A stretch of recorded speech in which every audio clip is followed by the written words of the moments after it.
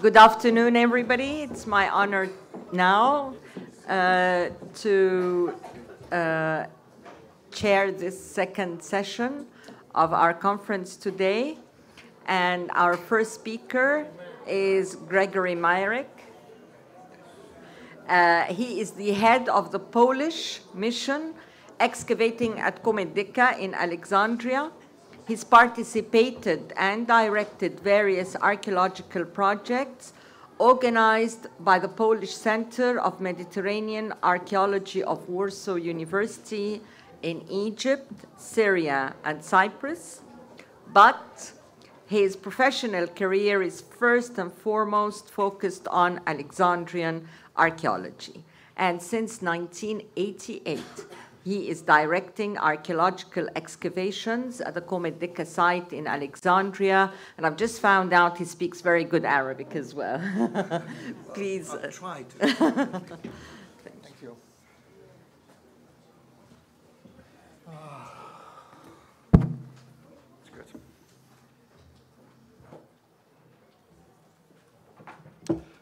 Well, it's a great pleasure and a great privilege to be here. So I'd like, first of all, to thank organizers for inviting me here. Well, ladies and gentlemen, I think we all agree, and I'm sure that we all agree, that Hellenistic Alexandria has always been, first and foremost, a great myth. And a myth that archaeology has tried quite vainly to come to terms with. So in popular reception, the glory that was Alexandria as we know her is best embodied by her well-known monuments like the lighthouse and library, etc. But all of these monuments were and still are inextricably connected with two iconic figures. That is Alexander the Great and the Cleopatra. This is a common cliché. And even the ancients fell victims to exactly the same cliché. For instance, Ammianus Marcellinus, writing in the 4th century AD, ascribed building of the Pharos lighthouse, as we can see here, and Heptastadion, of course, to Cleopatra, though both structures, in fact, antedated her by almost 3 centuries. And how great is the power of this myth, we can see even now, the fact which is perhaps best illustrated by the media hullabaloo accompanying the discovery of the late antique complex of lecture halls, which were excavated by the University of Warsaw at the Komedika site. And as we can see here, this discovery has been linked by some journalists, of course, quite falsely, with the library. So we have quite a number of dramatic press headings, which finally culminated in the announcement, Library of Alexandria discovered, but for a good measure, as we can see, accompanied here by the picture of a monument from Ephesus, not from Alexandria. So, no, it was not the library that we found, as some of these media reports claimed. But what we did find, however, is equally important, as it encapsulates the cultural heritage of Hellenistic Alexandria. And what we found there seems to be the first academic complex of the ancient world, a direct successor to the museum and the library. It is a unique group of 22 lecture halls dated from late antiquity, as I said, 5th to 7th centuries AD, and they were all equipped with the stone benches and elevated monumental chair, which sometimes take a shape of a real thronos. Naturally, this is the place for this magisterial seat is the place for the teacher, for the professor, and students occupied the benches. Taking into consideration the scale of the Alexandrian complex as a whole, and its location in the urban space, there is every reason to believe that what we have found there is the only known surviving remain of a so-called Temenos of Muses, that is a municipal educational institution which was referred to in many written sources of late antiquity as being located in the very center of the city. Well, an academic institution of this size in Alexandria comes certainly as no surprise, because as we know, the city, despite changing fortunes, remained a place where intellectual life has never stopped. So let's see again what Ammianus Marcellinus is telling about it in the 4th century AD. he creates quite an enthusiastic image of Alexandria as a dynamic center of academic life, fully aware of her unrivaled and long-lasting tradition, emphasizing this continuity with the famous expression, tamen nunc, that is, not even now, emphasizing that the academic activity in Alexandria has never stopped. Well, I hope to be forgiven for this long introduction, but I intended it to highlight first and foremost the impact of Hellenistic tradition in Alexandria, but at the same time I took it also as a chance to introduce this site excavated by our team, which is located in what appears to be a center of both ancient and modern city, right south of the Via Canopica, the main artery of ancient Alexandria. The overwhelming majority of the monuments discovered there belongs, as they are, to the late Roman period, and in fact what we have discovered there was a large civic center comprising an imperial bathhouse, the theater portico, and the university that we have just spoke about. And early Roman monuments are definitely in minority, here rendered in red color, while structures of the Hellenistic age are even less prominent. They are but a few and very poorly preserved, here indicated with the green color. So it certainly might be frustrating, but even this limited evidence offers quite an ample research potential. And what I do now is I will try to elicit and evaluate the material remains of the Hellenistic period, as well as share with you some resulting reflections. So let us begin with the map of Alexandria, the one that you have seen at least several times, and perhaps it's not the last time that you are seeing it. Map created by Mohammed Bey al-Falaki almost 150 years ago, but which remains still basic topographical reference system. But some 25 years ago, another scholar, Wolfram Hepfner, published a hypothetical plan of the Ptolemaic city, assuming a division of this big insula, as indicated by Mahmoud Bey, into much smaller units by means of two transversal streets. But our excavations provided quite new evidence to this issue, prompting, at the very least, a reconsideration of this hypothesis. So, most of the buildings that we have discovered there were built along the streets which most probably could be traced already in the Ptolemaic period. And in many of these streets, preserved under the surface, this is street R4, what we found there was the system of ancient sewage channels, which were built on top of one another, corresponding naturally to successive occupational levels inside the houses. So the topmost one is late Roman, from the 5th, 7th century again, while the oldest one is at the very bottom. And it was used as early as the 2nd century BC, while the street itself was used until late antiquity, its width changing as the level rose, but the line remaining the same all the time. So, more importantly, however, we were able to establish the run of a few transversal streets which divided the big insula into much smaller quarters. And we found that there were 3 streets, not 2 streets, as indicated by Hepfner. So we have a small section of the streets here in front of the theater, some other between the houses, and still another one at the very end of the portico, where there was a small lane, very narrow one, of the late Roman period. But underneath we found the street of the early Roman period. So, similar orientation, we are still talking about the plan, which is in harmony with the basic Mahmoud Bey's grid, feature also some other remains which were found in Alexandria outside our concession.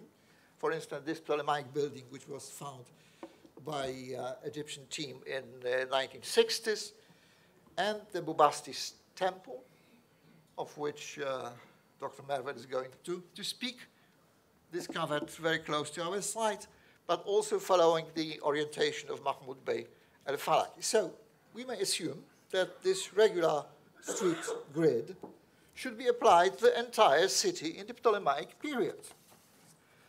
But apparently it was not the case, as the evidence again obtained from our excavations in the very northwestern corner of the site gave us quite different picture, because there under those, this large stone collapse, we have found some rather poorly preserved structures which form the complex of separate units, most probably serving as a shops, but this is not important. The important thing is that some of them were built already in the late Ptolemaic period. And similar structures were also found in the same area of the site where there was this large forica, a public latrine was found.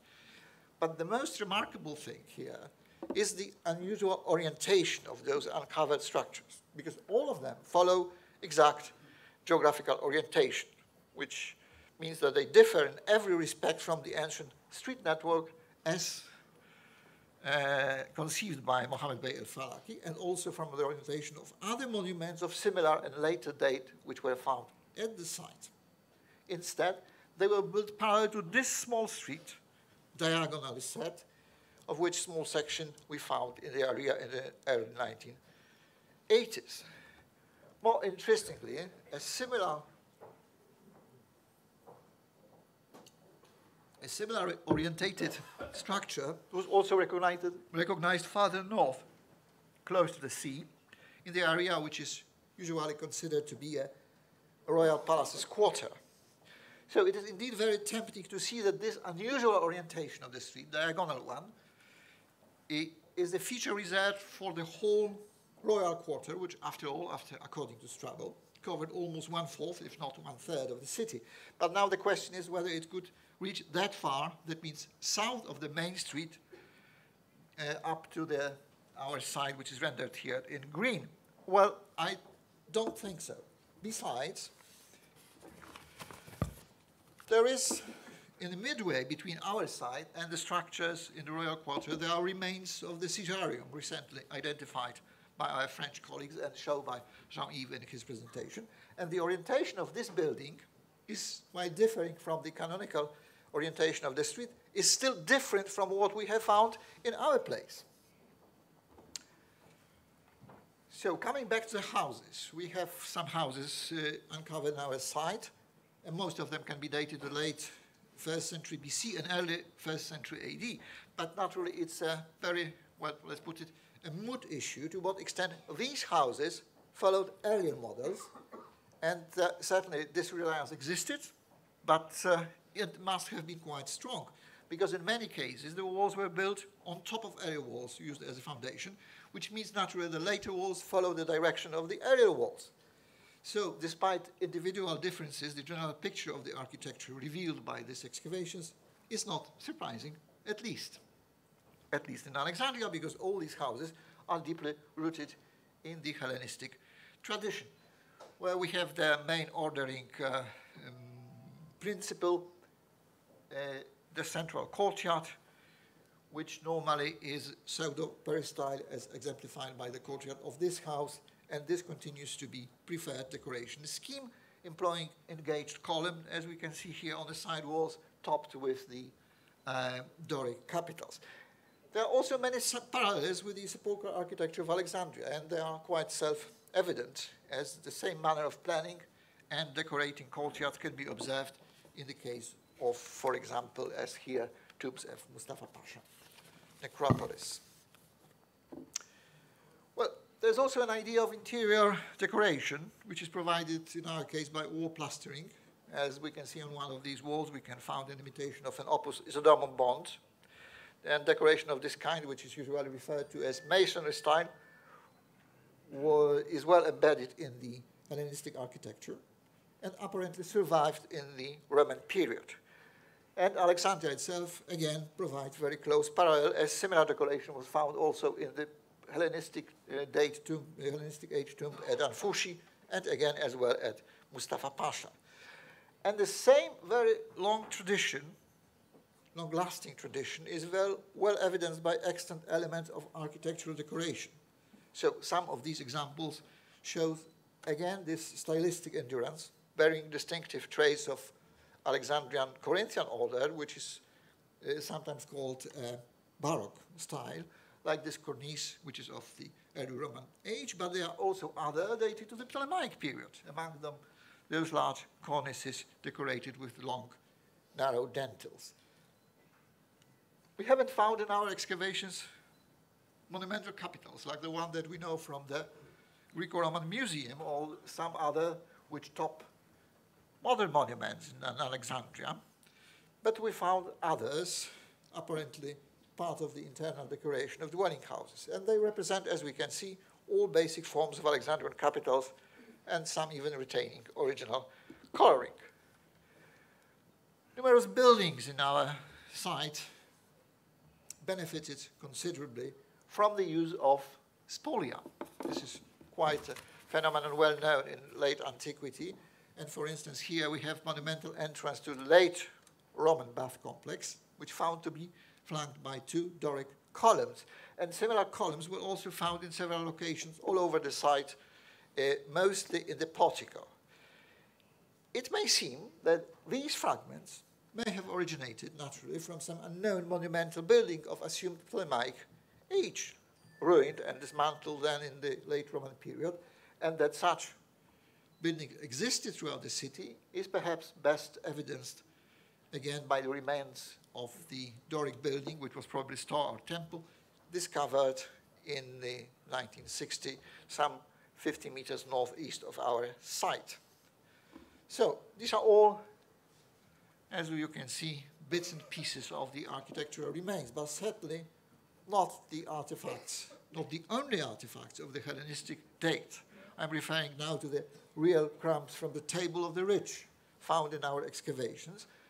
And with these 2 beautiful statues, most probably one representing Aphrodite Anadyomene, and what appears, the second one, what appears to be the portrait of Ptolemaic queen, we are inevitably approaching the famous and fundamental question posed by Frederick Paulsen: does the Alexandrian art exist? Well, this question was only a voice in a very long discussion that started in the 19th century with Theodor Schreiber and lasts till today, punctuated with the research of such leading authorities as Bernard Bothmer, Robert Bianchi, and present here, Kyriakos Savopoulos. Naturally, I'm not in the position to resolve this issue, but I would like at least to present several pieces of art that may add to this discussion. And even if some of them are not representing the art of Alexandria, they are certainly examples of an art in Alexandria. So, most symptomatic in this issue, in this regard, are those, as we can see, powerful, expressive portrait heads found again at the site. And as a rule, they were executed in hardstone. In this case, we are talking about granite, granodiorite, or even basalt. And all of them are dated to the late Ptolemaic period, 2nd to the 1st century AD. On 2 of them, at least on 2 of them, we have fragments of back pillar preserved, so leaving no doubt that they had once been part of near to life-size statues. So all these masterful pieces show a resemblance to a group of well-known group of statues from the late Roman period, from the late Pharaonic period, sorry, some of which depicted priests, like for instance, a well-known statue of Holsahor in the Egyptian Museum in Cairo, which notably a long time ago was also discovered exactly at the very same site, at the Comedica site, long before we started our excavations. And to conclude our journey through the Hellenistic Alexandria, I will leave you with the images that were obviously the most popular theme, that is, of the city founder. In our excavations, we have found 3 pieces of statuary representing Alexander, and apart from that one, which is a copy of the dated to the Roman period, the others are certainly Ptolemaic, mostly from the 2nd to 1st century BC. And they all share typical conventional iconographic traits of portrait of this great conqueror. But especially the last one, the one which is exhibited now in the small museum in the Bibliotheca Alexandrina, the one with its useful appearance, as we can see here, long hair borrowed from Apollonian iconography, and other stylistic features justify the attribution of this work of art to the Alexandrian milieu, borrowing from a tradition modeled on art of Praxiteles. So these are all, let's say, crowns and pieces of what was left of Hellenistic Alexandria and survived in the Roman period. And thank you for your kind attention.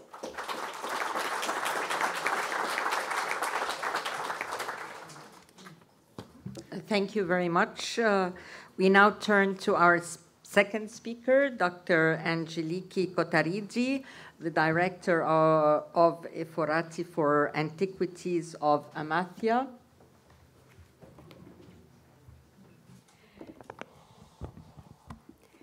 Well, I represent here the Macedonians. The Macedonians, a Hellenic tribal kingdom preserving until the late classical period the ancestral way of life of the epic era, managed through the leadership of two genius rulers, Philip II and Alexander the Great, to be the groundbreaking factor that changed forever not only the Greek, but also the world history. However, it was a matter of vicious luck to contemplate them through the eyes of their enemies. Demosthenes, a sworn enemy, turned to be our main source for Philip. For Alexander, no one is to be found worthy to write down his work and days. An Achaean who decided to join the Romans condemned Alexander's successors and the glorious Hellenistic ecumeny to be conceived as a deviant and declined world. 1,000 square kilometers of excavated land, millions of findings, thousands of inscriptions were needed to change that view. Today, 40 years after the discovering of the royal graves at Aigai, perhaps we have reached the point to be able to recognize the Macedonian contribution upon several fields. But let us get to Alexandria, the city founded by Alexander himself. The foundation of rationally planned, well-organized cities with modern and multi-level facilities for their inhabitants in order to be the centers of financial growth and social reorganization was the Alexander's main political instrument. It is used continually by the successors, more restrained by the Ptolemies and more powerful by the Seleucids. And in that very instrument is due the unprecedented success of the multi-level Hellenistic kini, but that kind of politics was actually Philip's inspiration, and that is exactly what Alexander praised as his father's major contribution in his speech in office. In Alexandria and Egypt, the most crucial Macedonian element, apart from the calendar, was the Ptolemies themselves. The rumor that Ptolemy I was not actually Lagos' son, but Philip's own son, was probably a convenient and useful story for the succession struggle. Definitely, after the establishment of the Ptolemaic royal house, the link to the Temenids became official. According to Satyros, through his mother Arsinoe, Ptolemy I was a descendant of Borkos, brother of Alexander I, offspring himself, like Philip and Alexander, from Timenos, grandson of Heracles, and Deianira, the daughter of Dionysus. Thus, the Ptolemies became Heracles and Dionysus, and of course Zeus' descendants, and they entering as equals to the Temenids dynasty, which was absent from the political arena, but legendary celebrated. In the Canopus degree and on the Rosetta Stone, the priestly synod honored the virtues of and praised the virtues of the Ptolemies. The king are the protectors and defenders of the people, victors over the enemies, benefactors, fair and pious, God's descendants.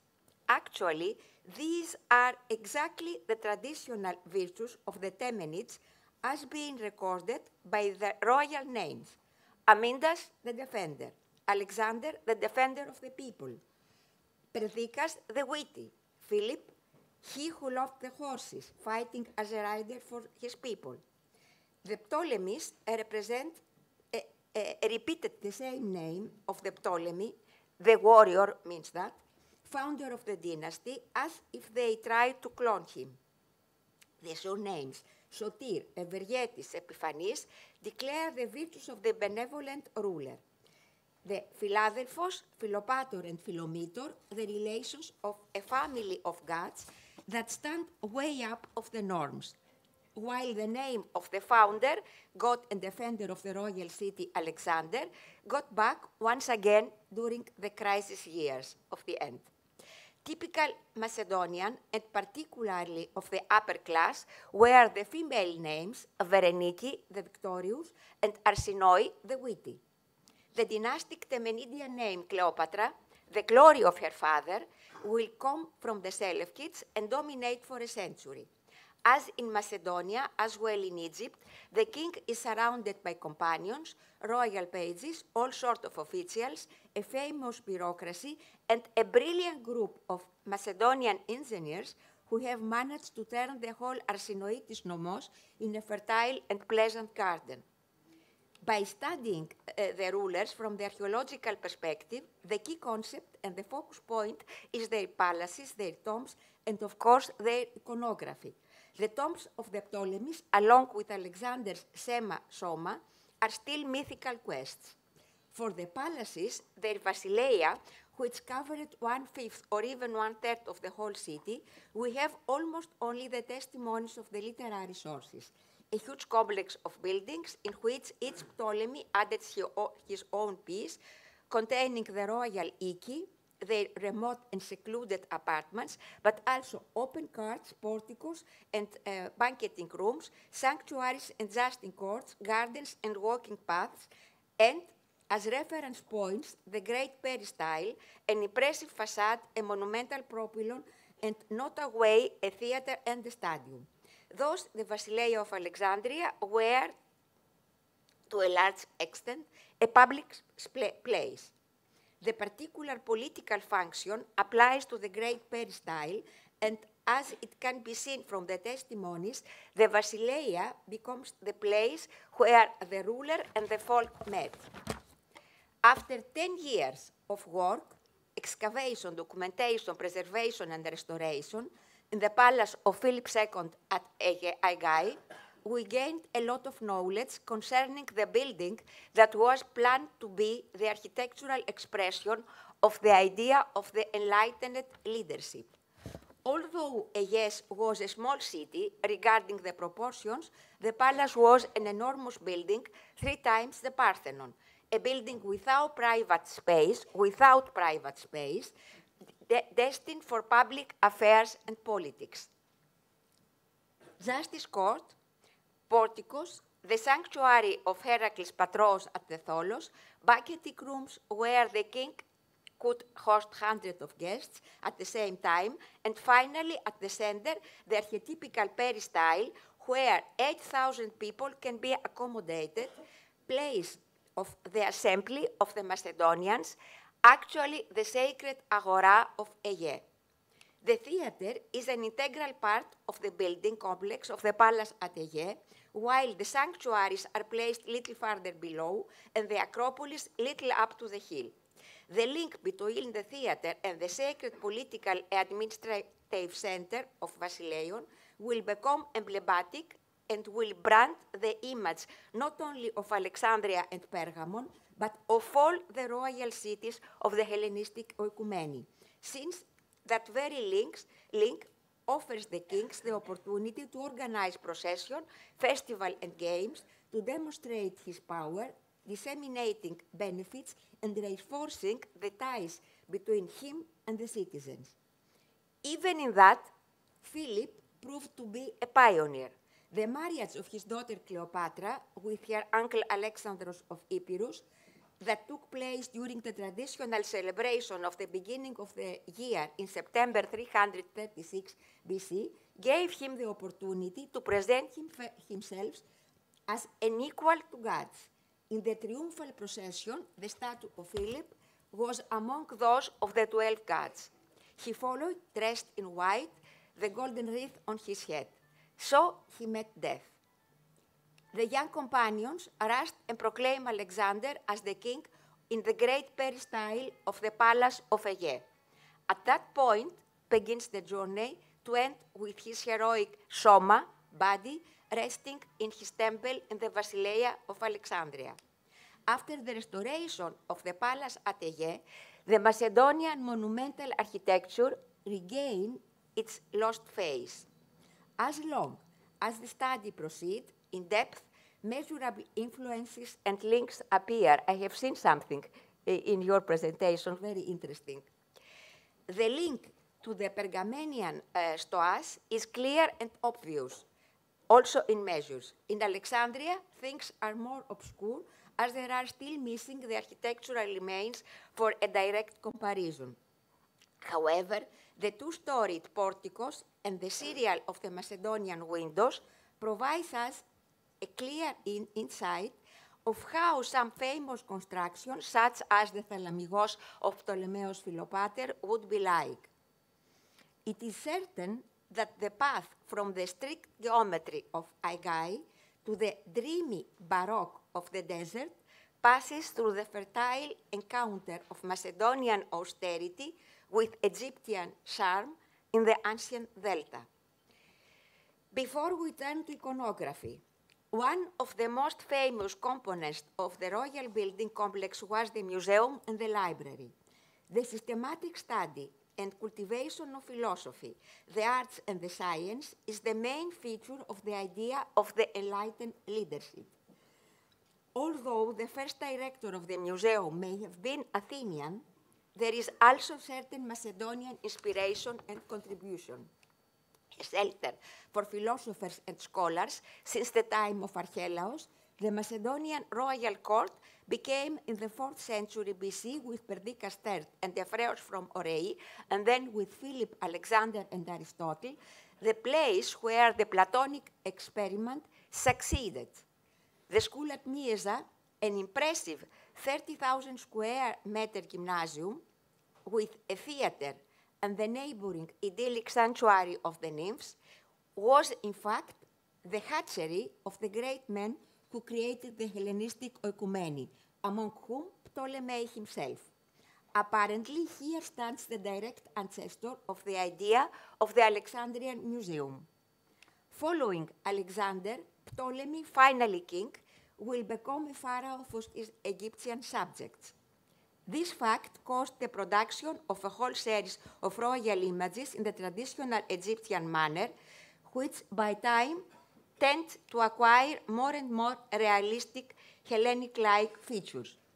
For all the rest, each Ptolemy is a Macedonian king, and this is accurately and clearly recorded in the official depictions on the royal coinage through the characteristic diadem that is either ribbon or the traditional strophion, and through the chlamys,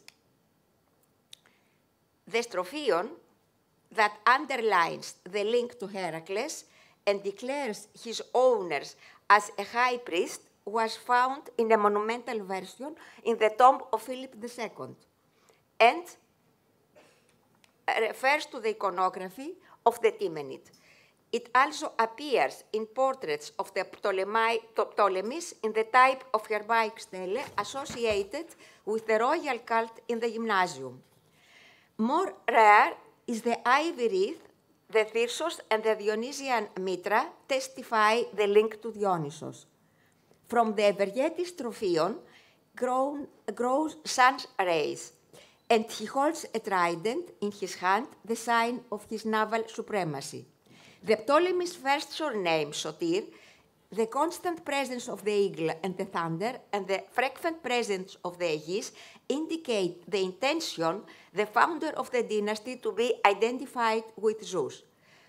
A gesture adopted by the dynastic descendants regardless of their age. So in Rosetta Stone, we read about Ptolemy IV Philopator, the Lord of Diadems, who has restored the civilized, Philometor, the Lord of Diadems, who has restored the civilized life of man, the living image of Zeus, son of the sun, Ptolemy living forever.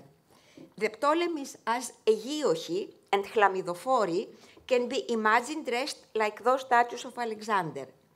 In the case of the chlamydophori, we can recognize the typical Macedonian garb with the characteristic boots, which can be seen even in a heroic naked statue of Philadelphos holding the club of Heracles.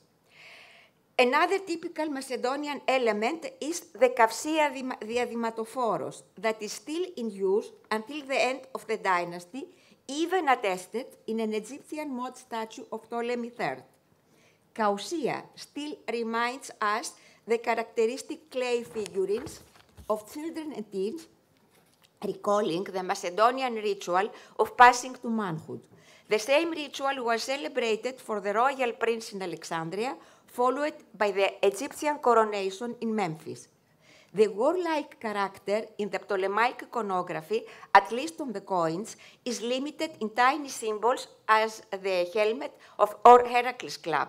Philadelphus is depicted armed in the Gonzaga cameo, while on the raffia stele, Ptolemy IV presents himself as a Macedonian cuirassed rider wearing the Egyptian crown in an entirely Egyptian context. Contrary to the Egyptian tradition, but according to the Macedonian one, inaugurated by Philip II in Philippion, the Ptolemies dedicated in the great Egyptian sanctuary statues of the member of their family in a reinforced presentation of their strong family ties. Notably, the female members of the family share the powerful imagery since the time of Philadelphos. The portraits of the Theai Sotires, as well as of the Adelphi, appears in the most official version on the gold coins issued by the king. Women are depicted on the second level, the hair held backwards, the diadem, the epiblyma falling to the right and left of the neck. The image is completed in the individual depictions of Arsinoi Philadelphos, who will soon find her position among the gods. A diadem wreath, Estefani, the epiblyma or veil covering the small coil, and in the second level, above the head, the lotus flower as a peak of the scepter that the queen holds in her left hand. The Amalthea horn, Arsinoi's typical symbol, indicates the benevolence offered by the Philadelphus goddess. Euphoria, fertility, wealth, abundance. Cleopatra Syra, daughter of Seleucid Antiochus III, the royal bride in Egypt, appears in the same type. The same, but only with a diadem, Berenike. Arsinoi III, goddess Philopator, and wears the epiblyma laid on the shoulders, and thus revealing the classic headdress, her necklace, and her dress, which is a peplos. The epiblyma on the shoulders seem to represent the depiction of Cleopatra VII the Great as well. Cleopatra Thea, as wife of Alexandros Valas, appear in traditional way, but also with a calathos on the head, the Amalthea horn in the hand, combining so the royal iconography with that of the Tyche that are the popular urban deities of the time. Next, she is depicted alone as Queen Cleopatra Thea Evetiria, or with her son Antiochos Grypos as Cleopatra Thea in the traditional manner, but with Isis hairstyle. We take an idea of the whole royal attire and outfit in these depictions from the well-known relief of Homer's deification, where Philadelphos and Arsinoi, as Time and Ecumene, crown Homer. A heavy, high-belted peplos and a veil covering the head corresponds to the well-known type of Hera Campana, a Hellenistic repetition of older peplophori, and is repeated in some statues from Alexandria. In order to justify the sibling marriage referring to the Ptolemies, and sometimes in other dynasties, Theocritus, in his praise for Ptolemy Philadelphos, used the example of the sacred marriage of Zeus and Hera. The reference is intensive and repetitive. An indicative fact is the application 4 generations later in the kingdom of Pontus of the images of the two Olympian gods on the reverse of the coins of Mithridates IV and his sister and wife Laodike. Think the intention between these, I think the intention between these iconographical preference is quite clear. The ruling sibling should be understood as an earthly repetition of the divine couple. But let us make a quiet flashback. The majestic iconographic type of Peploforos, wearing the epivlema, the veil, is crystallized among the sculptures working for Parthenon.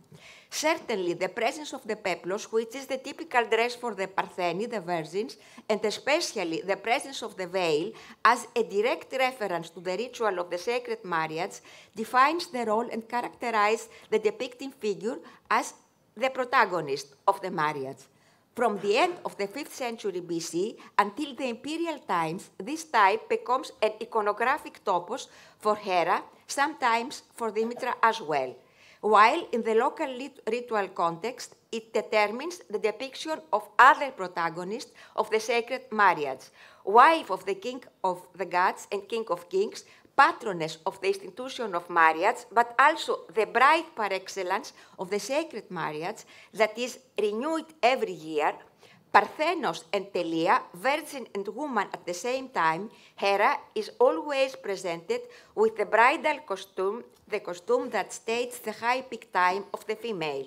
Owner of the scepter, patroness of the institution of kingship, the queen of the gods is recognized as the source of legitimate authority and power. It is not a coincidence that Kiphisodotos chose exactly this iconographic type to represent Irene, the peace, a virgin and at the same time a mother of Plutus, the abundance. Irene guarantees the prosperity of the city from the Agora of Athens. Few years later, a similar statue will be erected in the sanctuary of Evclea at Aigai. The Peploforos of Aegae wears a chiton under the characteristic peplos, while the heavy veil covers the head. The back is from the Aegae Peploforos. The face and the neck were worked separately and deposed to the trunk. The hair is gathered back in a small coil, while the 3 holes in the front of her head indicate the presence of a white metal diadem. Inlay metal earrings filled the image. With the right hand, she was probably holding a metal libation bowl, with the left a scepter. Unlike the goddess Irene, the head of the Peploforos of Aegae, despite the tendency to idealization, provides a completely different impression. The heavy outline of the face, which is full 6, the full chin, the deep wrinkles on the neck, and especially the loose flesh volumes above the mouth, indicate a sense of a respectable but elderly woman, even though wearing the peplos, the typical dress of the virgins. The statue is related to a nearby standing pedestal holding the inscription Evridika Syra Evclea. This Evridiki was the wife of Amindas III, mother of Philip II, and the 2 previous kings.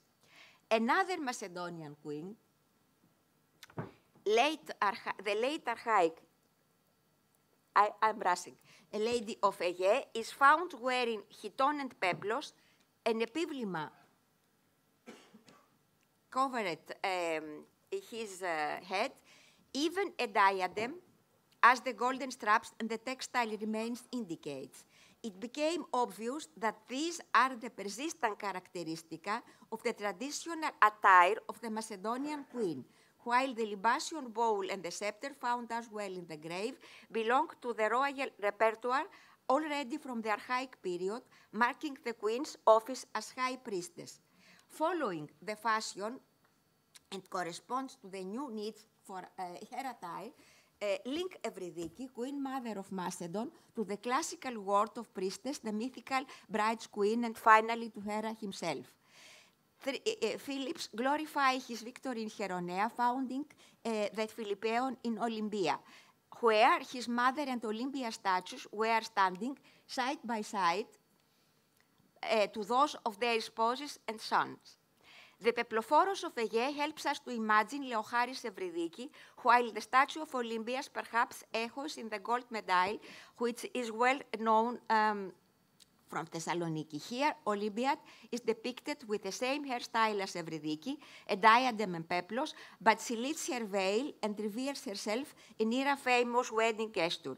There is evidence of the posthumous cult of Amindas III. It is also possible for Philip to be worshipped even before his death, and it is certain that Alexander was worshipped as God by a lot of his subjects before he died.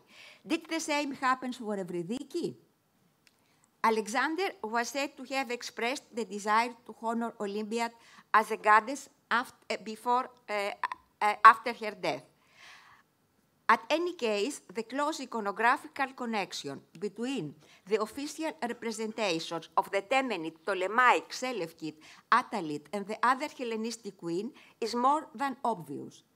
The West New World, emerging from the conquest of Alexander the Great, movable, mutable, multinational, needed urgent reference points and stable access to set up. Cities, nation rulers had to proceed immediately to an osmosis through interaction. The network of new and old cities constituted the creative context in which the rulers, through a complex system of protection, redistribution, and benevolence, emerged as a pole of security and social cohesion. In response, they were praised with divine honors, establishing the ancient concept of divine reign as a feedback to the authority system. The festival, the rituals, and the religious celebration helped create groups of people and communities. The new gods conversed with the old ones and became part of the divine family through mythical generation, traditional rituals, and recognized symbols of the divine authority. The female members of the royal dynasties, who often move from one to the other as brides, have the same duties as the women of the Temenids, to secure the continuity of the ethos, providing the dynasty successors and rulers to the people, to be queens, high priestesses, brides of the sacred marriage, and more, living goddesses. In order to achieve this, at least when addressed to their Greek and Hellenized subjects, they resort to the tested Macedonian stereotypes as they were remodeled in the royal court of Philip II and Alexander the Great, taking in account, of course, the current development in art and aesthetics. Thank you for your patience. Thank you, Dr. Angeliki, very, very much. Thank you indeed. Our next speaker is Dr. Mervat Sifeddin, a former director of the Greco-Roman Museum in Alexandria, and her latest work was centered around the Bubastis sanctuary.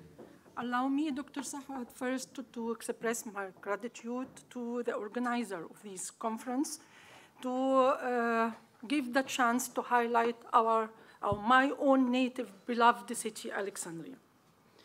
When Alexander the Great came to Egypt and started to found a new city bearing his name, he by himself marked out the main parts of the city, the location of the agora, and the course of the city wall. He decided how many sanctuaries should be there, and of which gods, those of Greek gods and of the Egyptian Isis.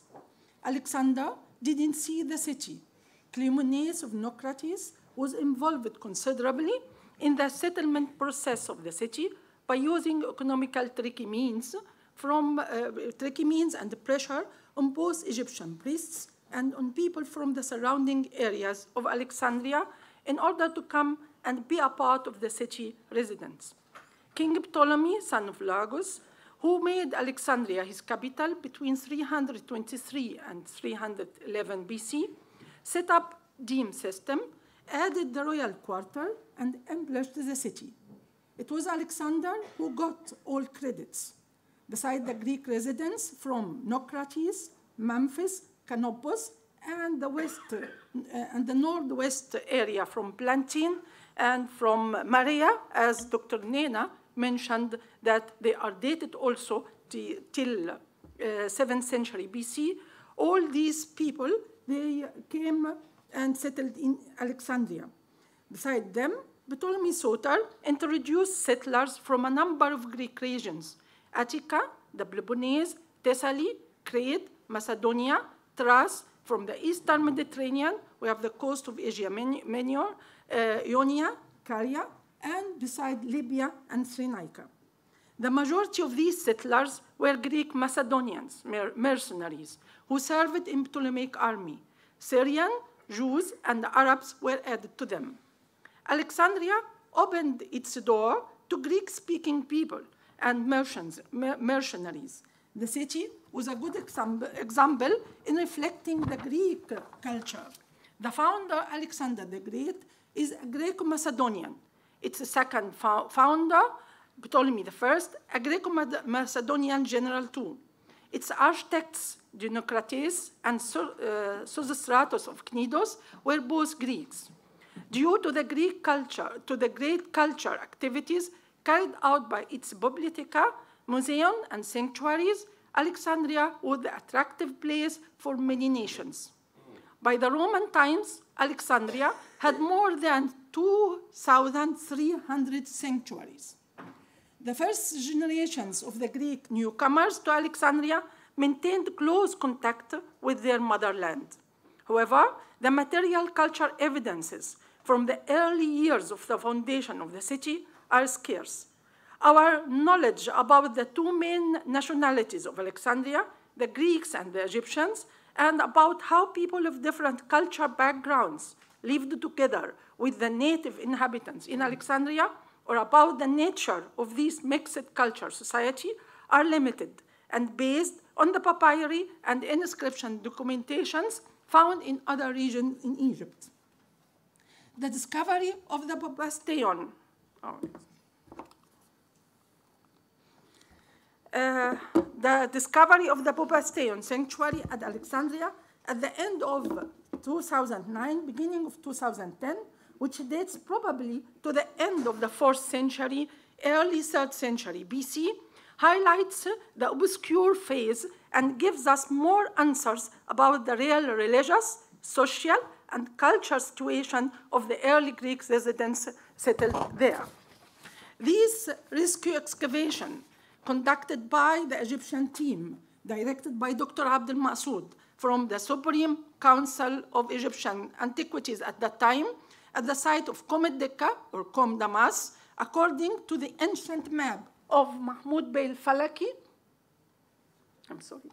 Here, the astronomer, made by the great Egyptian engineer and astronomer Mahmoud Bey al-Falaki, who worked at the service of Khedivis. The site was located on the south slope of the Panayon. Panayon, as Strabo recorded, was an artificial hill. From its top, one was able to see the Serapeum temple and the sea. The Egyptian excavation brought to light a sanctuary dedicated to the Egyptian cat goddess Bastet. The identification of the Popasteion is based on the discovery of number of votive inscriptions inscribed on the base of statues and dedicated to the goddess, the Egyptian goddess Bastet. The sanctuary lays precisely between ancient street. I have to arrange myself. Here what is the light? Here, R2 and L3. Strikingly, none of these ancient historians mention the existence of this sanctuary of the city. Of course, Strabo, he didn't like the Egyptian animal worshippers and Egyptian animal religion cults, and that's why it's normal that Strabo didn't mention it. The location of the temple on the southern border of the Panayon, with gardens, water, marsh grounds, and wet nature environment, is a suitable place for worshipping the fertility cat goddess who liked to live in such fertile land. Unfortunately, little to be said about the planning of the temple. That is the area before excavating. We called it Arda Shorta, where it's belonging to the police security forces. The construction and the planning of the temple, it's obscure. It's sure from the archaeological materials found in situ that it was built in 2 phases. The first phase of construction belonged to Ptolemy I suitor, or maybe earlier, because if Rakotis, the area of Rakotis is already occupied by Egyptian nations, it could be that the temple existed there before the foundation of the city. And the second, because also the material which we found, some materials dated to the time of Bismatic I. And the second phase was the time of Ptolemy III, Euergetes, and his wife Periniges II. But from the few archaeological architectural remains, like limestone, capitals, column drums, granite slab, here, one can assume that the plan of the sanctuary in its first phase was built according to the Greek order. But in the second phase of its enlargement, it was a Greco-Egyptian sanctuary containing both Greek and Egyptian architectural elements. The artifacts that were in the site itself, in the foundation of the temple, we found 5 bosoroi. These bosoroi, or vavisa, or deposits, we found in the first sector. That is, they are very important because we find in the first sector, P1, the first deposit yielded 496 plus 1,028 fragments, terracotta cats figurines. Most of them are kept in terracotta rectangular box. Here is the box is represented here, and that is the bosoroi itself, the first bosoroi where the cats, terracotta cats, were preserved. Beside the terracotta cats, in a close proximity included 51 limestone cats, 3 children's statues. Here is you can see here from this picture that is the bosoroi was put on an upper level, then a construction of the foundation of the first phase temple. These terracotta cats, which we found it mostly broken, but we are lucky to have intact cats, like here represented by mold. They are made by mold, and that's typical for the Hellenistic period, and they bearing colors and are gilded. I made something or okay, it's not mine, huh? Anyhow, that is the light of the cats. Anyhow, 24 limestone children's statues, a bent limestone base, 3 intact Tanagra figurines, a terracotta female gentile, and a bronze coin bearing the image of Alexander the Great. They were placed in a sandy pit. According to the cat attitudes, they were classified in many types. Here, all kinds of cats. Huh? The terracotta cats figurines are not depicted in the non-traditional attitude of the Egyptian goddess Bastet, but they are represented in a new iconographical schema. It's worth mentioning here that bronze and faience cat figurines, similar to our terracotta groups, in both attitude and gesture, are found in Egypt dated to the late Ptolemaic period. Huh? The 2 aspects have to be stressed here, that the terracotta cats figurines, as well as other few objects made of terracotta, they are only placed in these pothoros, something considered as an indication for an intention and deliberate care in gathering and placing these objects. Secondly, the absence of these iconographical types of these figurines outside the sanctuary, in or outside of Alexandria, is astonishing. Cats came, the Athenians, they know the cats anyhow, they know the cat as an exotic and luxury imports from Persia or from Egypt. In Egypt, they were known as domestic pets since the Middle Kingdom. In fact, the 5th and 4th, in the 5th and 4th century BC, cats are favorite pets for Greek children, appeared frequently in Greece on the miniature vases called chios, related to the festivals created there. The marble cats, here we have the second Bosseroi, where we found also cats and the children statues together. That's some examples of cats representation from the late period, either made in faience or in bronzes, representing the cat in the same attitude as we had in the Bastion. The marble cats collection found in Naucratis, a Greek colony situated in the Canobic branch, could be considered as the prototype for the Alexandrian cats. Of course, that all these cats, there are some cats were found in Naucratis, but 50 pieces made in marble and limestone are now conserved in the British Museum, found in Naucratis, and Petrie, Flinders Petrie, who digged there, he brought them to England. But anyhow, and some examples which are dated in different periods. One of them, it is here, the two above statues, they are dated maybe in the 5th century or 4th century BC, and not in the Hellenistic or Roman period. They show cats, normally the type of the cats is showing a cat attacking the victim, bouncing the prey in the mouth or placing them beneath one of its forepaws. Some other cats are depicted in calm and alert position, in lifting their back and hind quarters, looking to the spectator, raising slightly their heads and legs. All these positions are found in limestone cats from the first and second deposits.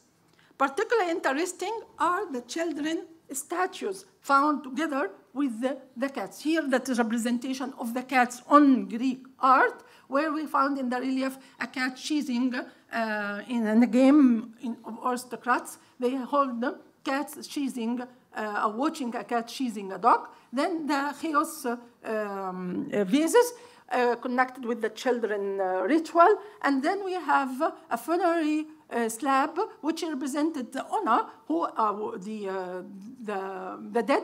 He has a cage open. He tried to open the cage, but beneath the cage there is a cat and not the dog, as it is represented in the catalogue of the Archaeological Museum of National Museum here.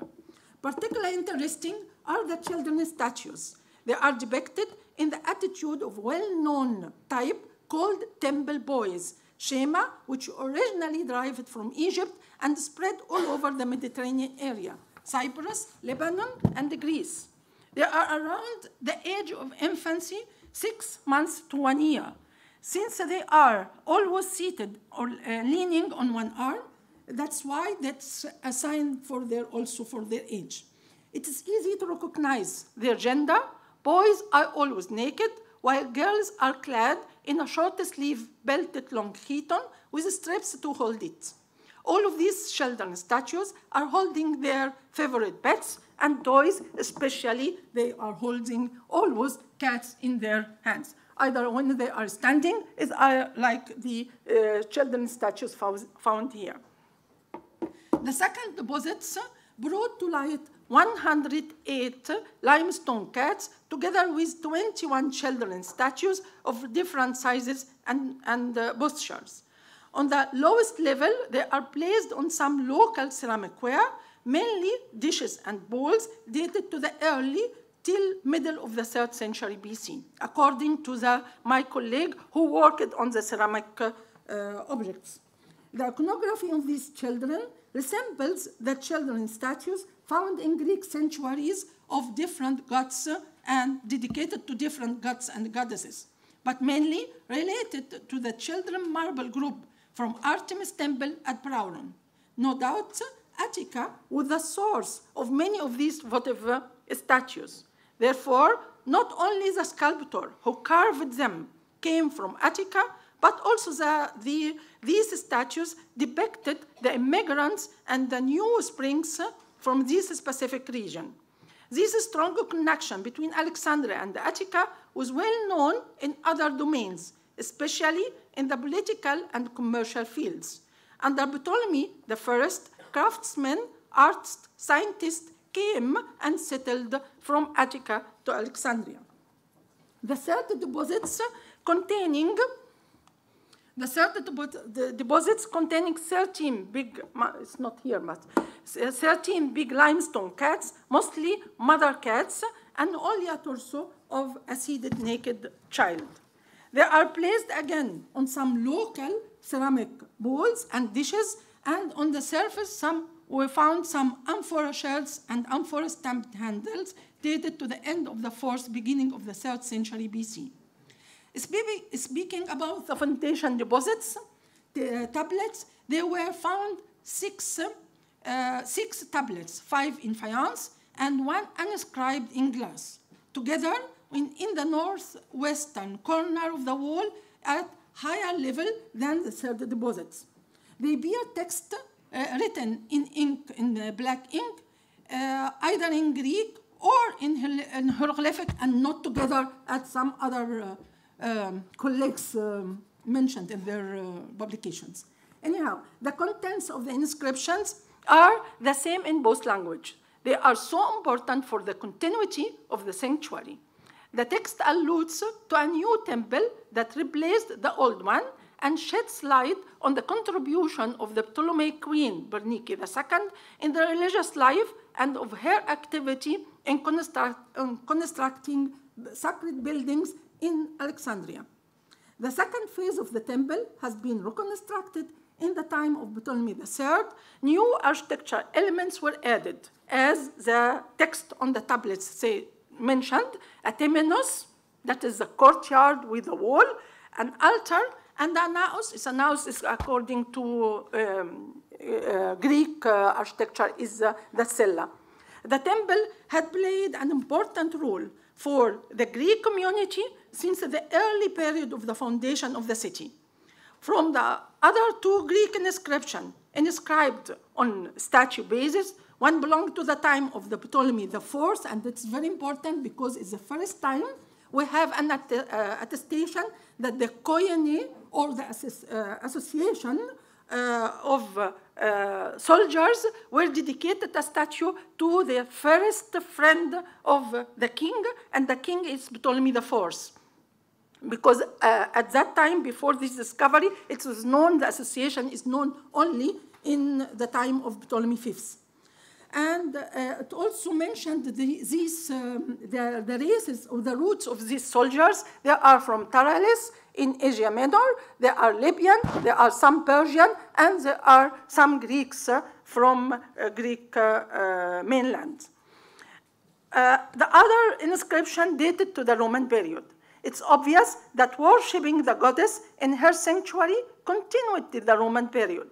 The sanctuary was probably transferred to a church in Byzantine time, like all other Greek sanctuaries of Alexandria. Most of the Greek names inscribed on the front side of the statues, there are female names. It's normal, yani, to have a female names here. That there are the votaries of the goddess. They belong either to the daughter or mothers or to one of the family relatives, since female names are inscribed also in boys' statues. We have some names familiar in Attica and in other regions, and especially also in Ptolemaic Alexandria. We have Phormion and we have Moschion, as well as for the female names, we have Aristobole, like on it's in the inscription on the girl statue, and Aristobole you have here near us here in Athens, the small shrine dedicated to Artemis Aristobole. And also the name is attested in Alexandria in one of the gravestones found in Hadra tomb. Then we have others like Felixo, and that's the first time we have Felixo by us, and Philolulio and other names. The exact reason why all the Greek immigrants wanted to be a part of this Egyptian sanctuary by dedicating images of their children as votive offerings to the goddess Bubastis has to do with her association with the Greek goddess Artemis. The goddess is named not in her traditional Egyptian name, Bastet, but in the Greek version. Instead of Bastet, the Greeks, since Herodot, called her Bubastis. She is the equivalent of Artemis because both of them, they share the same nature. They have the similar nature. Both divinities have a wild and protective nature at the same time. They are connected with the wild nature as well as with fertility, birth, healing magic, and protective powers. Both divinities aid women in childbirth, protect the newborn babies, infants, children of both genders, and young maidens. It means that both goddesses were identified with one another. Identifying with the local deities is something favorite in Hellenistic world, and especially in Egypt, which we called it interpretatio Graeca.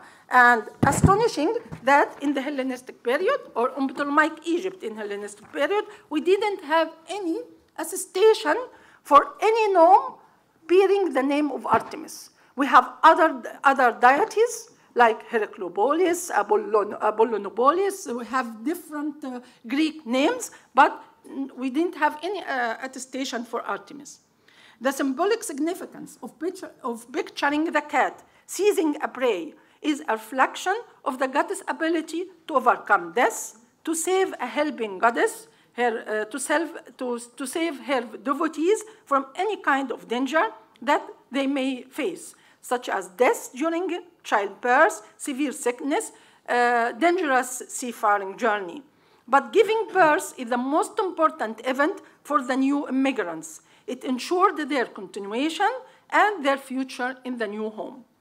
Other social and cultural reasons that attracted the Greeks, especially women, to adjust in the new cultural environment is the religious popular festival. To share with the native Egyptians the joy and the happiness in drinking and the dance made their integration in the new multicultural society easier and faster. The Bubastia were known, according to Herodotus' description, as hilarious and joyful feasts with sexual activities, which is very compatible to the Greek mentality and habits. To sum up, the most important points of evidence of this discovery are: in the early Ptolemaic Egypt, newcomers, mainly from Greek and Macedonian lands, settled in Alexandria. They joined either immigrants from Ionia and Caria, who had settled in the Delta, and later in the Egyptian city of Memphis. They both formed the core of the Greek citizens of Alexandria beside other nations. These earlier Hellenes from Naucratis, Memphis, and Canopus played an essential role in introducing to the new resident the worship of the Egyptian cat goddess Bastet under her Hellenized name Bubastis, the equivalent of Artemis. Their Greek identity is recognized through the children's statues, or the ex votos, found in situ. Their iconography, style, and names are similar to their companions in Greek world, especially those found in Artemis temple in Brauron. They offered votive offerings to the Chorotrophos goddess Bubastis, who had a protective function and fertility character. She is protecting mothers and their children. This last aspect is very important to the roots and to the new immigrants' family in order to maintain their roots and culture in the new home, Alexandria. The cultural materials found in situ, either statues or inscriptions, convey a specific message from the earlier Greek settlers to the Egyptians, saying, "We don't build our temples for our own gods only, but your temples are our temples too, because your gods are our gods." Thank you. Thank you very much, Dr. Mirvat. I now ask Dr. Mohammed Innawi, researcher at Oxford University, to please, are you going to be on the podium? Now, as we're running late, could I please ask the last two speakers, to please keep to the time, Dr. Innawi. So I would like to start by thanking Dr. Mustafa Al-Feki for being here today, attending all the lectures and showing his interest in archaeology and Hellenistic archaeology in general, and the directors of the board of directors of the Hellenistic Center, Dr. Ashar Farag, Dr. Sahar Hamoda, Dr. Muhammad Awad, Harry Zalas, and Christos Zerefos for their support in the last years for my research at the Hellenistic Center. So I would like to also thank the Italian and Greek archaeologists, where they delivered our knowledge of ancient Alexandria because of their intensive excavation program in Alexandria between 1870 and 1950s. But unfortunately, these great excavations of the port of Alexandria and its hinterland like Tabusiris Magna and many other sites that I will show you here briefly were not as much as scientific as it should be compared with what is called today modern archaeology or the postmodern archaeology. The publications concentrated mainly on the necropolis, objects, statues, and inscriptions, but they did not give us the same attention of the other aspects of the daily life in the Hellenistic layers of Alexandria. The development of modern Alexandria made the city missing the presence of the remains of the major classical buildings, and with the exception of the Polish excavation at Komedeka and the French teams, we cannot really know much about the daily life in the Hellenistic period or their activities or relationships in that city like Alexandria from the archaeological point of view, with the quantity, comparing with the quantity of information we know from the historical sources. Sites like Tabusiris Magna, which I have just shown from the rare photographs from different archives before restoration, could give us better understanding of the original architecture value compared with what is present today after the conservations. The excavation of largest necropolis at Hadra resulted in hundreds of Hellenistic, Roman, and late Roman tombs and wonderful painting stelae that gave us information about the funeral aspects in Alexandria have been completely destroyed but built over. And you can see here part of the necropolis and Abu Qir Street in 1935, and the location of Hadra necropolis on the description of Egypt map, and today the location of Hadra, which is completely overbuilt. And no tombs remained from this area. Even Shadbi necropolis, which hosted the earliest Alexandria cemetery and was excavated between 1905 to 1912, has been completely removed except of the group of 2 tombs or 3 tombs. You can see here today what remained from the archaeological site of Shadbi. And although there's a wall protecting the site, the preservation conditions are bad, comparing with photographs from 1960s and today's, we can see the artium has been disappeared from the entrance of the tomb. Early Greek colonies are confirmed at Rosetta through an early 5th century inscription coming from Abu Mandur, which was published in 1902 by Potti. We can see from their archives remains of early Hellenistic structures which have been reused in later periods. So, what has remained today from ancient Alexandria is very limited compared with many different ancient cities. The modern development has leveled the ancient city completely. Therefore, and to be able to have more information about the real daily life of settlements in the Hellenistic period and also from pre-Hellenistic period with the early Greek presence, we have to look at the hinterland or the core of Alexandria to be able to understand better the daily life. In the recent years, different surveys took place in order to satisfy our basic needs of the Delta and Mariotis area. But 2 main excavations took place in the Western Delta, where Hellenistic towns were founded in the same time of Alexandria and even before. The first is Excedia, where Professor Mariana Bergaman is excavating since 2003, and the second is an Italian mission working 45 kilometers southeast of Alexandria in an area called Azbet el-Mughezi, which I'm going to explain here today. So I'm going to show an example of an early Greek presence before the foundation of Alexandria and also Hellenistic layers in this city. So we have 2 sites here, 45 kilometers southeast of Alexandria, where the Italian mission is excavating since 2012 until today. They worked 1 year, one full year on sites. The two sites are only very near from Rosetta branch of the Nile and 30 kilometers south of Heraklion Science, or the main port of Egypt before the foundation of Alexandria itself. Our topography of the two sites, which were connected in past together, shows different levels because of the Sabbakhin activities in 1940s. The middle area have been removed completely. And in 2012, when we started, this was the situation of the site in Azbit al-Mughazi.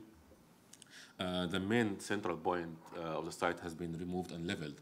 So we have decided to excavate in different levels to be able to detect the last occupation of the site and the earliest occupation.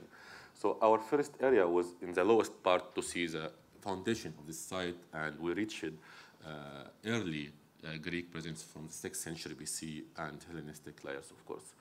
We can see here the topography and the excavated 5 units in 3 different elevation levels of the city. And from the lowest one, we could find the earliest Greek coins or Egyptian coins minted in Alexandria with the face of Alexander the Great. And secondly, the second series was the face of Ptolemy I from the lowest part of the town. We have detected a long mud brick wall, which we think it's another enclosure wall of a building, like a temple or a state structure. And we can see here the votives. We excavated these votives in between, and we have found a complete buried cow dated to the 4th century BC and terracotta figurines. Thanks to Louise Bidertini, who is here today, she's studying the faunal remains from both sites, and she confirmed the difference of the economy between the two sites in the Hellenistic and Roman periods. We created the dim elevation for the whole site, and we can see here the difference of the elevation because of the Sabbakhin works in 1940s. And I would prefer to move to a second site, not lose much time here, which is Qom Wasit, where we have done a geophysics survey in 2014, thanks to Gabriela Carpentiero from Siena University, where we have seen hundreds of structures appearing beneath the soil. And here is the dim elevation, and we can see in the middle circle part also the removed part from the Sabbakhin. We have created an early first model of the city, or plan of the city, where we can see here a late dynastic, early Hellenistic temple or enclosure wall for a temple, and hundreds of houses dated to the Hellenistic period.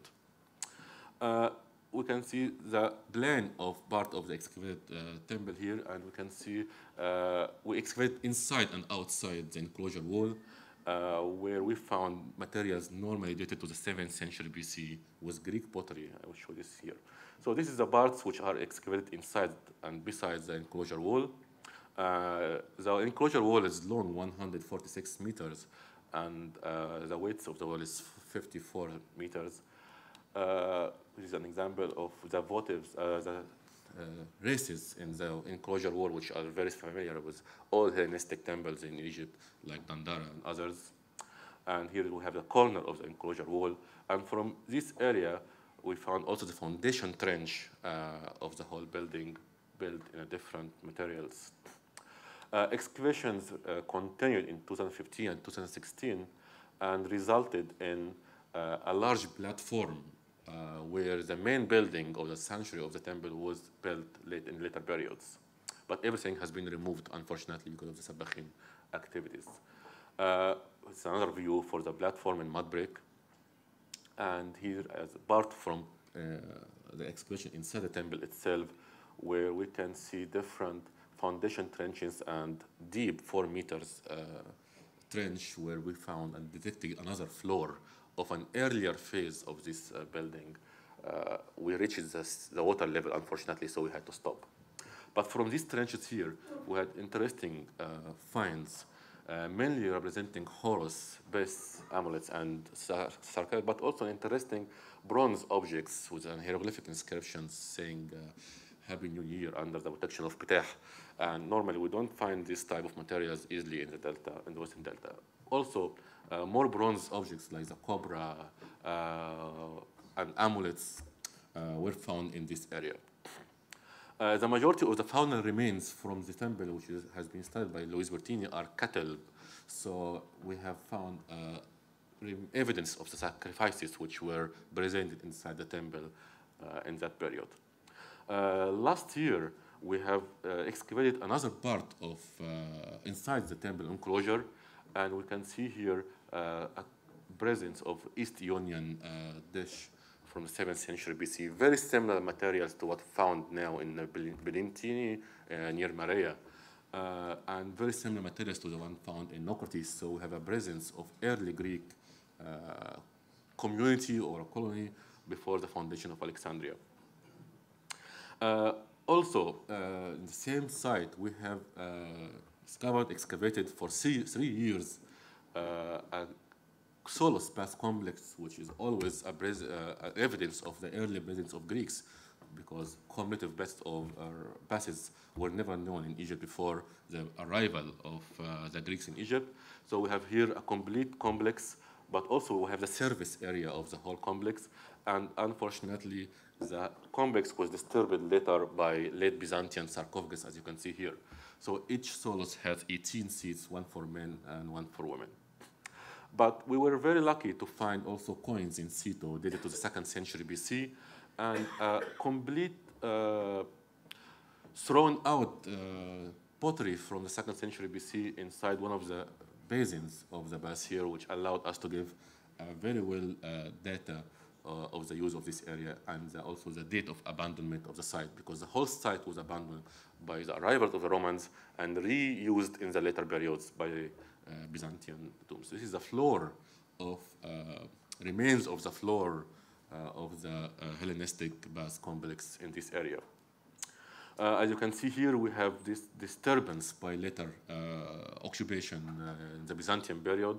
So we have around 23 or 24 pottery sarcophagus in this area. They have reused only this area as cemetery.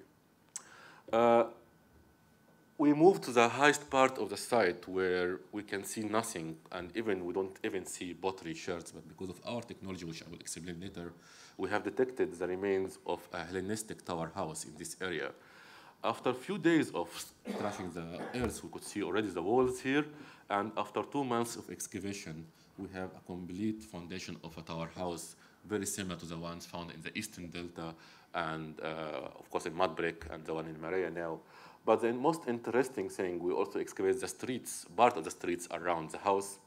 And what is interesting for our information from the daily life in that period are the materials found inside the house. We have very mixed materials from Greek culture and Egyptian culture. So we have imported Greek amphorae from Samos with a stamp like this one, and Greek augmentarium for perfumes. These are all imported pottery. And also we have a good collection of a very similar materials from Naucratis, with Greek painted pottery from Attica and Ionia. And most interesting also, we have many terracotta figurines, and we have here 3 different cultures, not only 2. We have the Greek culture, the Egyptian culture, and Persian culture. Like the one in the middle is a Persian style horse rider from the same period. Different terracotta figurines of warriors. So this can also give us information about the moments where these inhabitants used to live, because there were many different conflicts. So the best example of terracotta figurines are these of warriors, but also Egyptian and Greek sexual figurines in limestone. We have here an representative of Aphrodite, probably the one in the top left, and then the god men, the Egyptian one. More different objects. These are all coming from the tower house, and of course many Wajid eyes representing Horus, and a complete bed preserved bronze statue of a Ptolemaic king, which we don't know which one until now.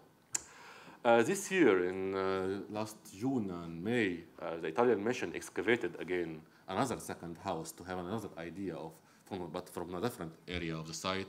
And in fact, the materials were a little different.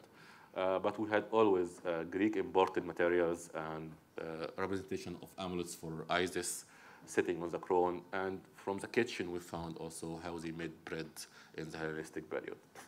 So we can see here the two sites compared to the location of Naucratis, Scadia, and Alexandria with an early Greek presence in the Western Delta.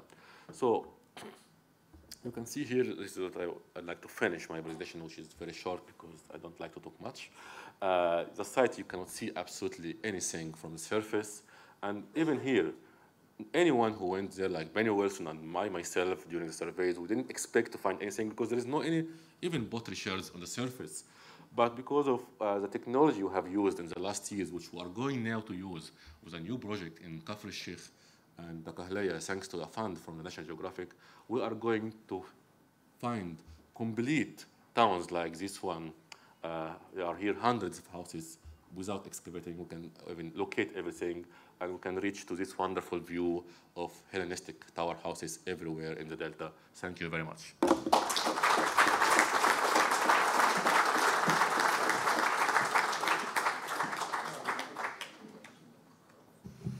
Thank you very much, Dr. Innawi.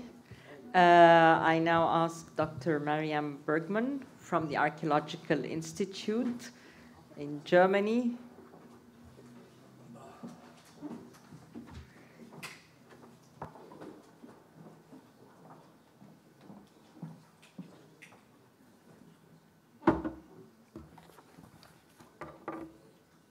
Do I have to point with this or just press?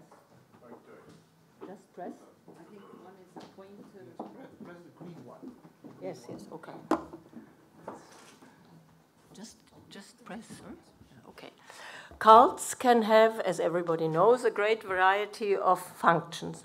Mervet Seyfeldin showed us the dedications to Bubastis needed for the protection of children, whereas the introduction and promotion of the god Serapis by the early Ptolemies, on the other hand, has been shown to be a political gestus directed by the kings to the priests of the old capital of Memphis, who represented the Egyptian elite of the country. My contribution deals with two limestone statues in Ptolemaic Egypt, which can be identified as representations of the great Cypriot goddess that was Aphrodite for the Greek and Astarte for the Phoenician inhabitants of the island. They stand for a cult most probably situated in Alexandria, which concerns the Ptolemaic thalassocracy and the political dimension cults may have. And furthermore, one statue is a manifestation of an erudite visual art of Alexandria that is otherwise known only from the written sources, documents like Callimachus. As the evidence is completely archaeological and there are no written sources for this, I have in the first part to classify the statues by means of typology. I would like to say to bother you with a lot of typology. In the second, I try to reconstruct some of the possible historical background. In the third, I describe the rather sophisticated concept of the statue mentioned above. Before we look at the statues, one word on the relations of Alexandria to Cyprus. Since its annexation in 294, Cyprus was for 300 years, as is known, Egypt's most important foreign possession as a protecting buffer in the north, and of course for its copper mines, its wood, and its shipyards, as we have already heard. This was especially true in the 3rd century when the Ptolemies built their empire relying on a huge navy. My main object is a statue in the Egyptian Museum, which you will see immediately. It was found near modern Zagazik. Where is it gone? I had made something red anyway. Yeah.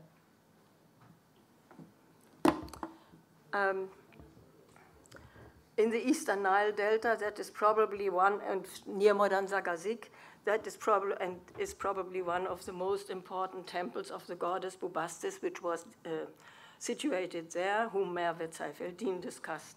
The statue is 1.40 meters high, and although its single forms are highly differentiated, its overall form resembles a slab. We come back to that. The statue stands with straight, closed legs. The missing right hand once must have held a flower against his breast. The left one lifts the garment to the side. The figure wears the usual long undergarment, chiton, and a mantle, himation, draped in a highly unconventional way. Usually, Greek women wear the mantle by throwing it first over their left shoulder, then draping it along the back and over their right shoulder and along the front. Compare a Hellenistic statue from Cyprus. But normally the garment does not cover the whole front and is thrown over the left arm in different ways. On the Zagazik statue, however, the mantle covers the whole front and its end is thrown over their left shoulder again, which I call a closed himation. The transverse drapery and the lifting of the arms result in a transversely drawn group of folds in the upper part, unusual hanging folds in the form, which form curves in the middle, and one angle of the mantle seems to form the lower seam. Through all this drapery, the body is clearly accentuated, somewhat majestic and matronal, with voluminous high breasts and remarkably broad, vast hips. The statue's face I think I deleted it. You can see it there, and we will see it later. Is missing. As technical details show, it was not, as often in Egypt, added in a better material, but chiseled away for unknown reasons. On the head, a headdress had been added, sitting on a tenon in the middle and held by a dowel once in a massive dowel hole. From the back, the headdress and a broad from the back of the headdress, a broad and long veil hangs down that forms the contour of the statue's upper part. The second, and under the lifted part of the chiton sits a dove. The second Egyptian example is a limestone statuette in the Greco-Roman Museum of Alexandria. It is 50 centimeters high, of unknown exact provenance, which I call after its donor, Maurice Nachman, the statuette Nachman. It stands in the classical counterpoise, and the movement of the arms is different, but the upper and middle part of the body has, in a simpler execution, the same and very rare typology as the statue from Zagazik. In the upper part, the transversal folds running onto the figure's left arm here, and then folds, parallel folds like bows, and the pointed part of lower part. And the main difference is that in this case, very clearly, the garment has been folded back here and forms zigzag folds.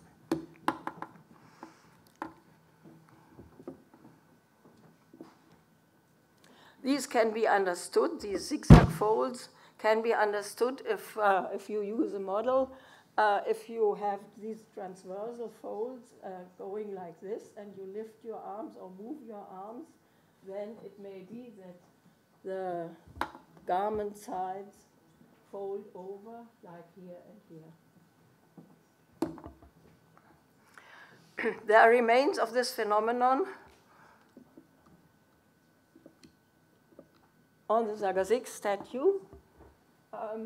Here you have some remaining zigzag folds. You will see it's very, these details in the end are important, and this part has been rolled up and is now broken off.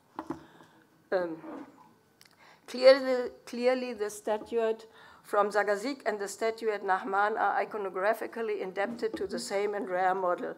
Whether the statue from Zagazik is an enriched version of the statuette Nachman, or the statuette is a simplified version of the richer model, you will see soon. This iconography is linked to Cyprus.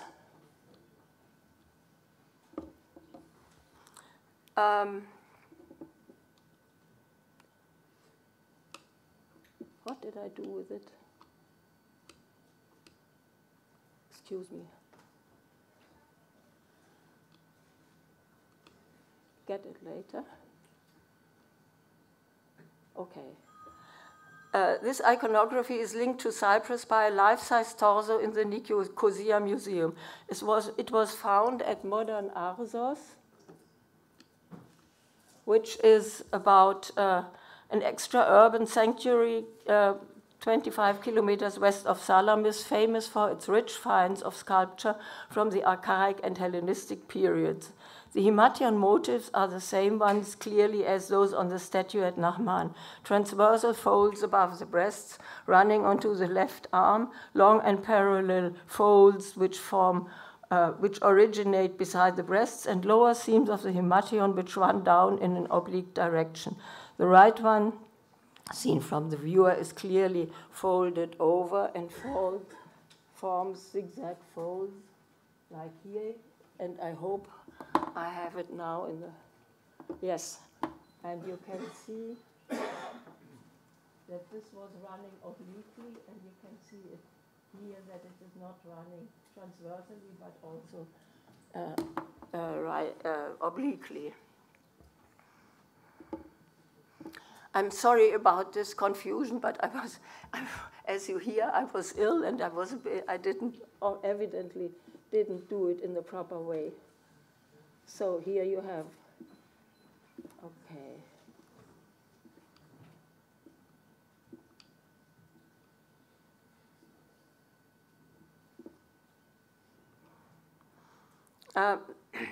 The torso from Arsos, this torso from Arsos in Cyprus, however, follows an old and until now rarely studied tradition of representing women in the closed himation of Cyprus. It is found in the Messaoria plain and until Amatus in the west. It's most, I have to sit down. Just a minute.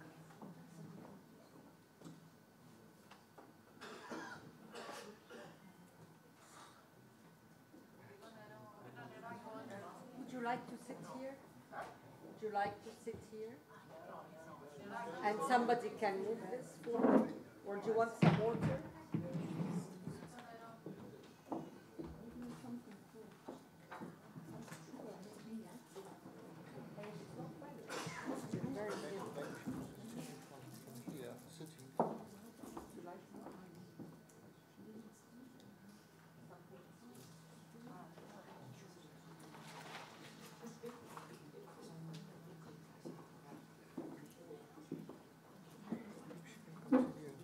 Would you like to sit Maybe here? you can sit here And somebody can move this for you? okay. Yeah. We can move the pictures. It's not a problem. Yeah, it would probably be better. Can't I take it with me? Yes. This I too? guess.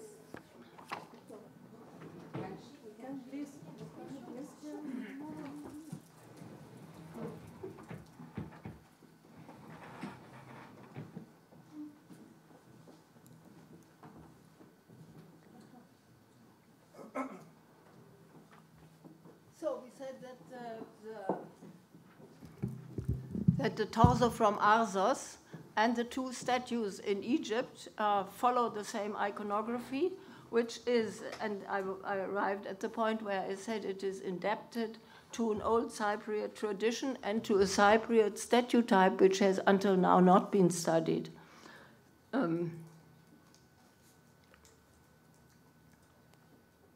You see here some examples of this tradition, which goes from the 6th century into the Hellenistic period, and the left from the region of Salamis, and you can see it's basically the same.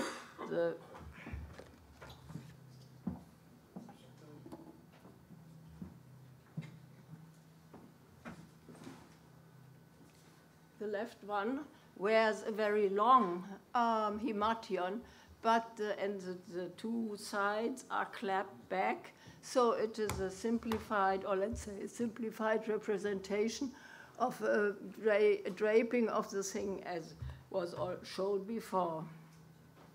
And you see that then it develops a bit, and it can also be that the sides are clapped back as folded over, can also be found only on one side. And then in the end, perhaps on the right, in the probably or already in the Hellenistic period, it is completely simplified.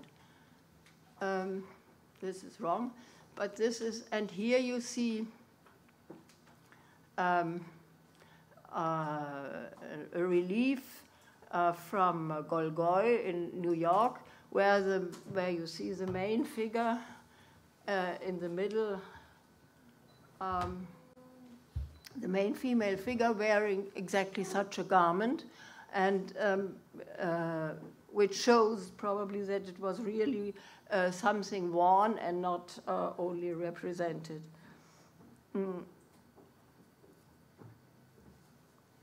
Among the variants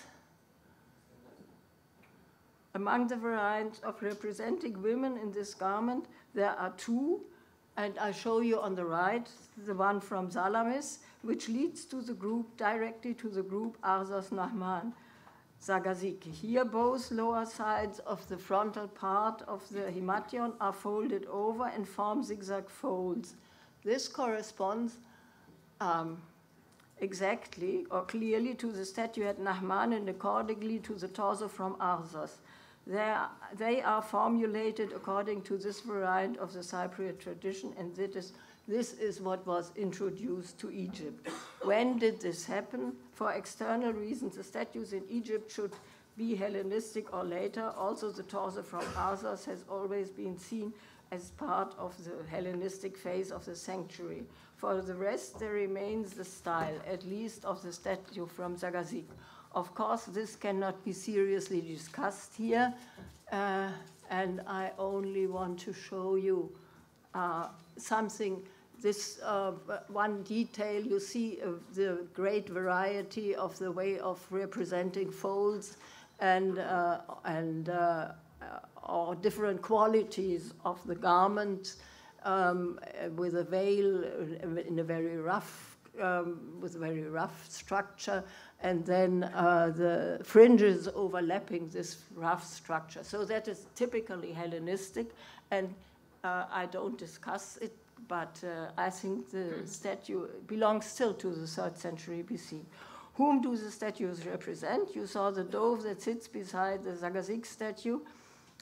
It is the holy animal of the goddesses of the East, Ishtar, Atargatis, Astarte, and also of Aphrodite.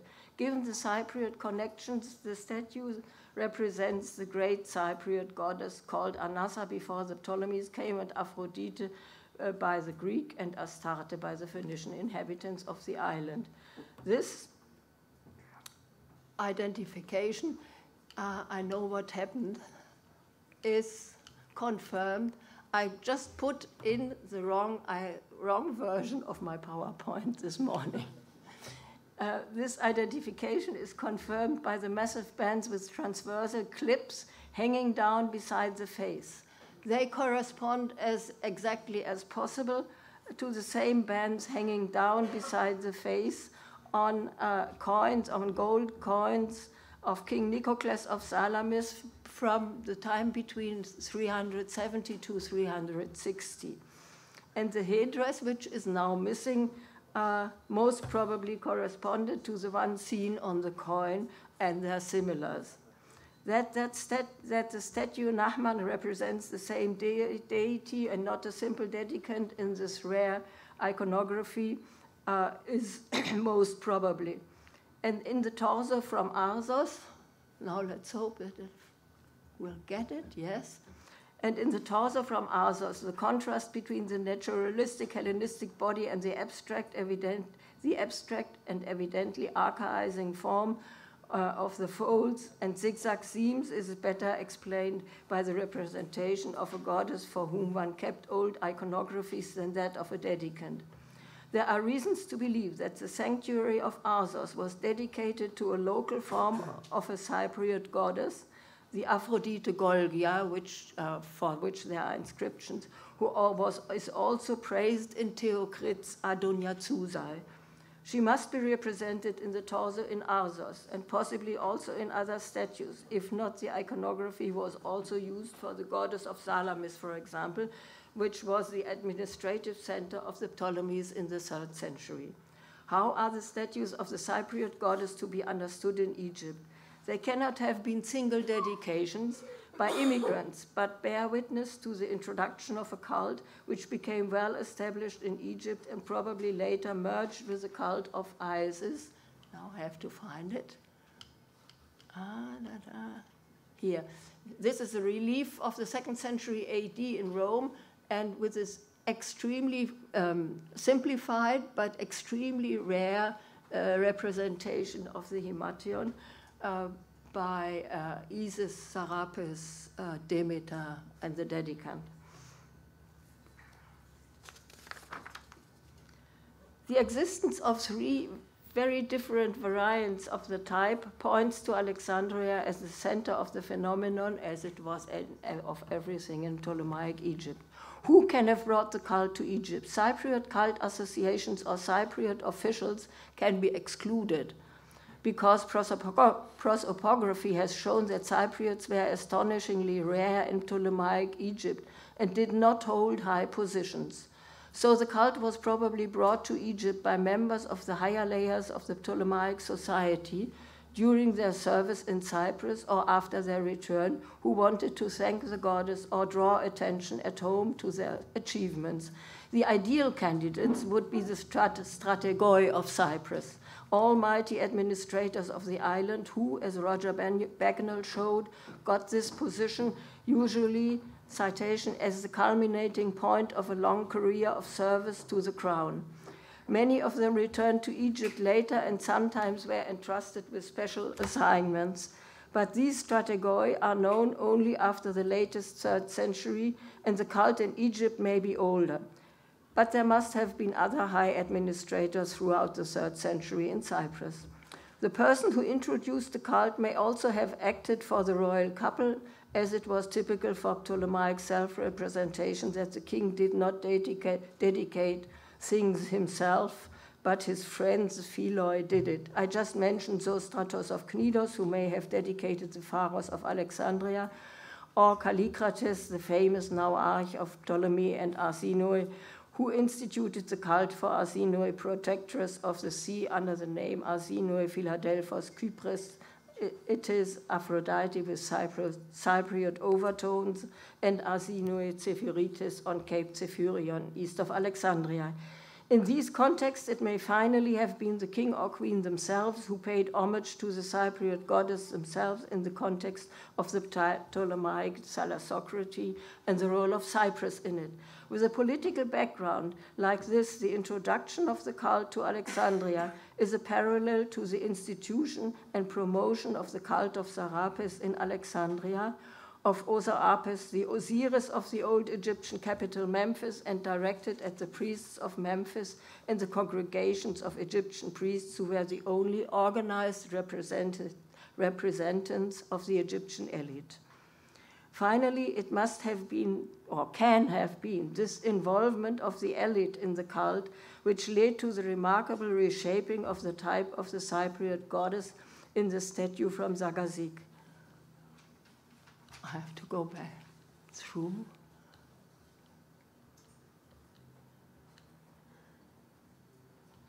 Okay. The aim was manifold: to adapt the goddess to modern Hellenistic taste, at the same time to enhance her ancientness by accumulation of traits taken from different iconographic traditions, and finally to deepen its message by giving the body a special form. The first step was a radical modernization of the material character of the garment. Whereas the statues from Arsos and Nachman, and even more in their forerunners, the folds form rather abstract linear systems, in the statue from Zagazik, the garments are enormously differentiated, as you have already seen. This is typically Hellenistic in taste. An archaic trait, which is the Cyprian statues with a closed himation leg, is the middle fold in the lower part of the chiton, which is derived from the Greek archaic sculpture, as well as the lifting up of the chiton with one hand. The headdress, which is now missing, the necklace and the long curls falling over the shoulders are part of the goddess Cyprian iconography, as well as the bands which you have seen, which are extremely rare in sculpture. There's only this one example, but must have been part of probably a cult statue of Salamis. The very broad and long veil, which frames the upper part of the whole statue, is not part of the Cypriot iconography, but borrowed, as you see here, of the archaic and archaizing statues of goddesses of Asia Minor and Syria, as you see here on a late coin, so-called general type of Artemis Ephesia. And finally, the body, although the garment seems to have a lot of volume, it clings to the body and legs, evidently to make them more visible. For these, the makers of the statue used the type of the naked goddess known in the Near East, Egypt, and Greece, promising fertility, which is characterized by strong breasts, especially by broad hips and thighs. In Cyprus, the representation of the naked goddess are widespread, as you see in the 4 examples on the left, and the right one is an Egyptian example. And probably the things in Cyprus are correctly, at least from the 7th century on, called Astarte, the goddess of the Cypriot Phoenicians. I propose that the statue's body was meant to recall the Astarte aspect, and the figure intended, all in all, to represent the double or triple nature of the Cypriot Anassa, of Greek Aphrodite, and the Phoenician Astarte. And in this context, probably also the strange slab-like volume of the statue was a citation from Cypriot sculpture, being made of limestone running in rather thin layers. This is the characteristic form of Cypriot sculpture. All this makes the statue a rather elaborate example of Alexandrian art. It is very strange, but helps to think about, was there an Alexandrian art? Thank you, and I'm sorry. I'm sorry to have mixed the pictures up or used the wrong version. Thank you very much, Dr. Marian, especially as you've been unwell over the last 2 days and for going strong. I would also like to thank the young ladies who are doing the interpreting back there and another kind of unknown soldiers. I don't think we have time. We're already around 10 or 15 minutes late, so perhaps questions individually with the speakers. Thank you all very much for your attention, and thank all the speakers for your wonderful presentation.